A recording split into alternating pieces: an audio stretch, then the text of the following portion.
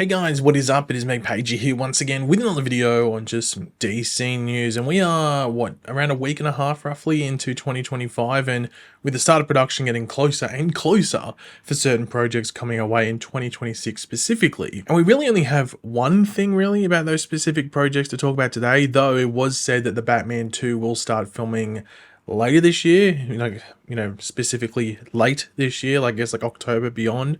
But that's just a wait and see, of course. It was, of course, meant to start shooting last year, and delays happened, so that could keep happening. It's a wait and see, I guess. But of course, throughout the video, be sure to let me know in the comment section down below your various thoughts on all the stuff we go over in this video. Always curious to hear what you guys are thinking, and of course, go on to enjoy the video. Drop a like, takes 2 seconds. So the first thing I wanted to talk about is just something small, because I only saw it literally like 10 minutes before I started making this video. But apparently David Corenswet, who of course is playing Superman in Superman, but of course just the larger DCU, or this DCU reboot, was spotted in London. Now you might be wondering, okay, well, why are we focusing on where he's going on holiday? Well, he's not on holiday. Supergirl is filming in London. That's starting soon. I don't know if they specifically have a start date, but sometimes with these movies they just start. There's no like, oh, it's starting on January 12th. Like you don't know that. Just, it's going to start roughly in January. So yeah, but he's been spotted in London. I mean, it's not too much of a surprise I would put him in Supergirl. I mean, it's not like Supergirl needs to be in Superman the movie, but depending on where Supergirl starts as a film or maybe ends as a film, it makes sense logically, and I guess also marketing wise, you'd put Superman in there. Now, it doesn't necessarily mean he's going to be in there for a lot of time. I think the fact he's there now, as they're about to start filming, probably suggests it's a small little maybe opening sort of maybe not a cameo, but like a small guest role. Like, I don't think he's going to be maybe just there for like 2 seconds, pops on screen, but just like something that sets up what Supergirl goes to do throughout the film. Now, we of course don't know specifically what this Supergirl Woman of Tomorrow film is going to do in regards to the adaptation side of the comic. Is it a straight, almost page-to-page adaptation, or is there a bit of flexibility there and like the core story is the same, but maybe it takes places in different areas? That's a wait and see, but I mean, it's not too much of a surprise that Superman's going to be showing up in Supergirl. The big hope, of course, for this appearance in Supergirl from Superman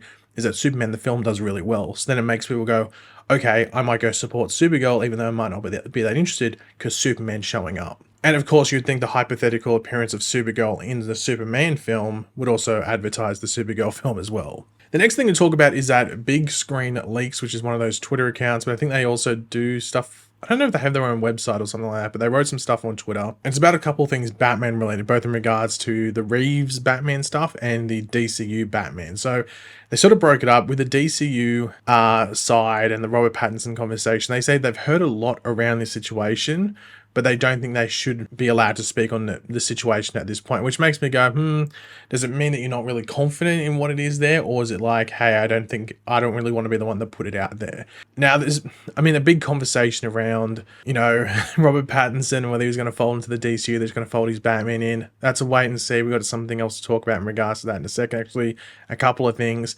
But it's definitely the hot mic moment, if you really want to put it in regard, or the hot topic for the DCU, which is a shame because you have Supergirl starting filming soon, Lantern starting filming soon, and the big thing being talked about by everyone essentially, and I know it's hypocritical because I'm talking about it as well, but I mean, it's because everyone's talking about it, but it's a bit of a shame that it's this, what's happening with Batman, when you wouldn't mind if they just sort of like focusing on the positive side and like Supergirl and Lantern start filming soon. But Big Screen Leaks also said that they gave a bit of an update on the Brave and the Bold Batman film. They said it'll be a while away considering that it's on the back burner from what they hear.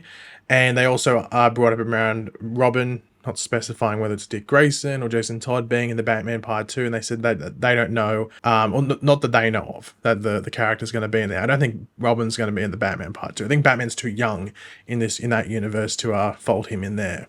And also, we know that Robin's meant to be in the Batman Brave and the Bold, so it'd be weird if the Reeves Batman film also did Robin as well.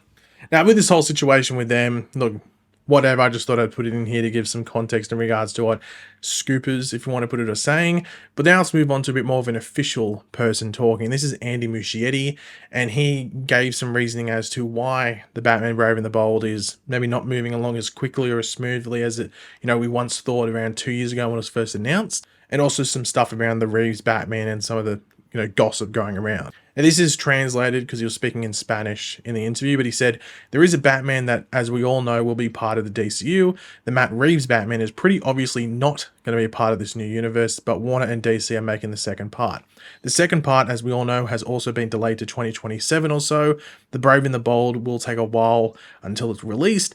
It would be absurd to release two Batman films at the same time. What DC is doing is building up a plan so both movies don't clash. In what regards to my participation in the movie for now, there are good intentions. There are intentions. They want me to do it. I want to do it with them.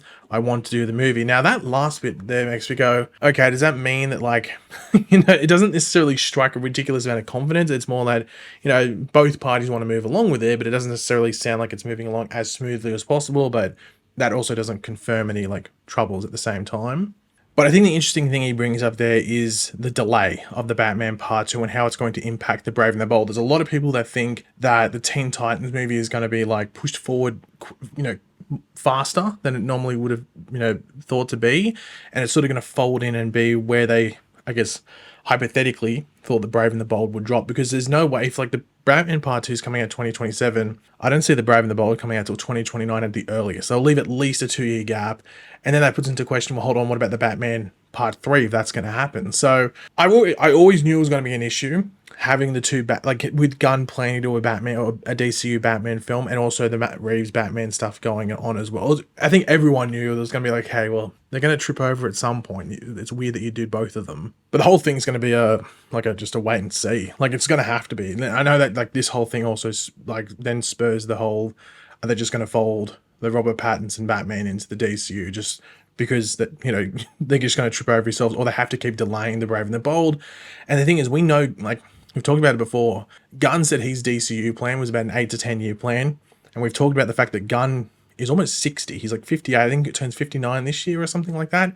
There's no way he's going to be in this role as he's approaching 70. It's going to move on. So Gunn would want to use Batman ASAP, and I don't know if he wants the first exploration into Batman just being in someone else's movie. He probably wants to do it in a Batman film. Sure, Batman could show up like we saw in Creature Commandos, but not in any sort of played out way, where you actually sort of try and do some development with the character there.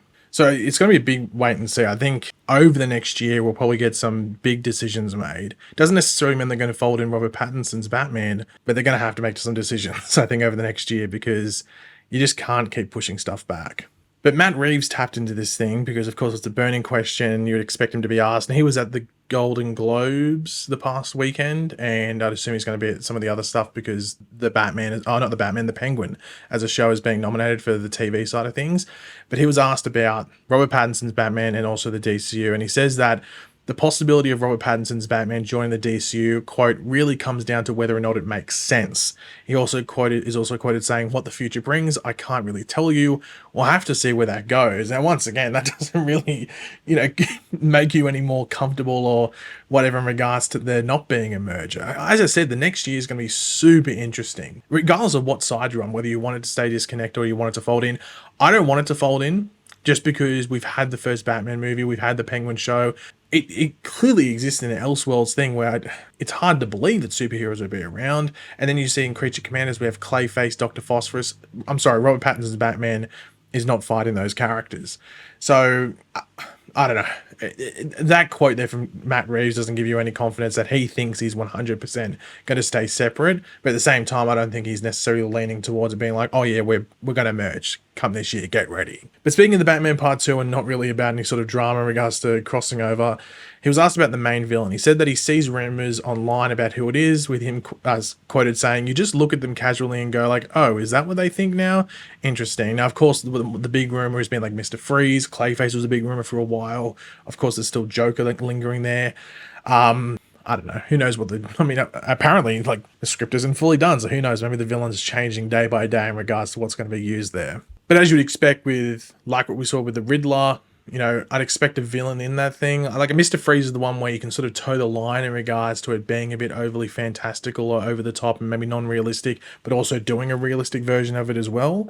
So it would be interesting to see what his take on a Mr. Freeze would be in that world. But yeah, that's once again, the entire Batman situation, whether it's DCU or the Reevesverse, the entire thing's a wait and see. And the final thing to bring up today is some stuff from Instagram. Yes, I know, but Josh Brolin shared some fan art of him as Darkseid, and obviously it spewed some rumors in regards to him maybe being up for a big DCU role. Now, I mean, I would hate it if Josh Brolin got cast as Darkseid. I mean, the DC Studios thing has already been accused of just copying Marvel Studios. Like, I think the logo's the same, even like with some of the different like marketing strategies and some of the stuff like Gunn's taken like from what he knew from his time over at Marvel, which I don't think is a bad thing. That was a well-oiled machine. Why wouldn't you take that experience over to you know, what you're doing at DC Studios? I think with Josh Brolin, a lot of people think like Deathstroke's a good option. I don't necessarily hate that. I wouldn't mind him in just like I think a cool role for like a Josh Brolin would, if they, I really hope in Gunn's little, like, I highly doubt he has a little office, but in his probably oversized office at Warner Brothers, he has a JSA movie in the works. And I think a JSA movie with Josh Brolin would be cool. Now, I don't know specifically what role he could be. You could probably choose a couple of different options there. I mean, like Wildcat, he could probably do, but just something I think folding into that JSA and like an older hero character, I think it'd be pretty cool. But then, of course, we know that this DCU that we're jumping into is years old. Like Hal Jordan's going to be like 50 plus years old or something roughly. So yeah, I mean, he could play probably any hero, but I don't think casting him as Darkseid's a good option. It's obviously incredibly way too close to Thanos. But yeah, guys, thanks for watching. Hopefully you enjoyed the video. If you did, it'd be awesome if you could drop a like on to show support. Let me know in the comment section down below your various opinions and everything we went over in this video. Always curious to where you guys are thinking. And of course, if you are new to the channel, make sure to subscribe, and I will catch you guys later. Goodbye.